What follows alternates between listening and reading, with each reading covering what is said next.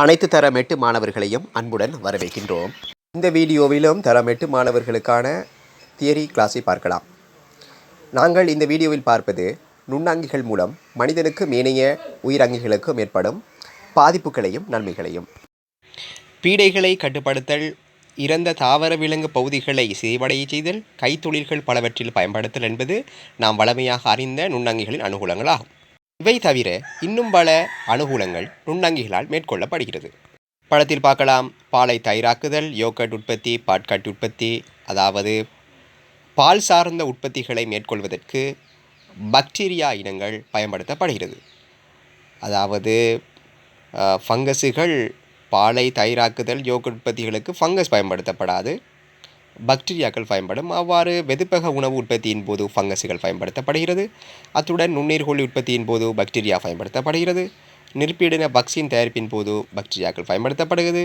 வினாகிரி மதுசார உற்பத்தியின் போது நுண்ணங்கிகள் பயன்படுத்தப்படுகிறது.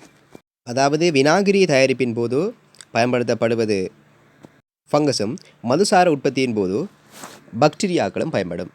அதுடன் குறை நிரப்பி உணவாக சப்ளிமெண்டரி ஃபுட்டாக காளான் பயன்படுத்தப்படுகிறது. இந்த காளான் எனப்படுவது ஃபங்கஸுகளின் ஒரு வகையாகும். எனவே மாணவர்கள் முக்கியமாக நுண்ணங்கிகளின் நன்மைகள் பற்றி தெரிந்திருத்தல் அவசியமாகும். எனினும் வைரஸ் ஆனது எந்த விதமான நன்மையையும் விலங்குகளுக்கு ஏற்படுத்தப்படுவதில்லை, அதாவது உயிரங்கிகளுக்கு ஏற்படுத்தப்படுவதில்லை. தாவரங்களுக்காக இருக்கலாம், ஏனைய விலங்குகளுக்காக இருக்கலாம். வைரஸுகள் எந்த விதமான நன்மையையும் ஒருபோதும் ஏற்படுத்தாது.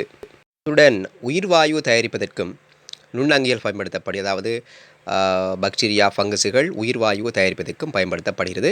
உயிர்வாயுவில் அடங்கியுள்ள வாயு எது என வினவுவார்கள். மெதேன் வாயு தான் உயிர்வாயு, அதாவது CH4.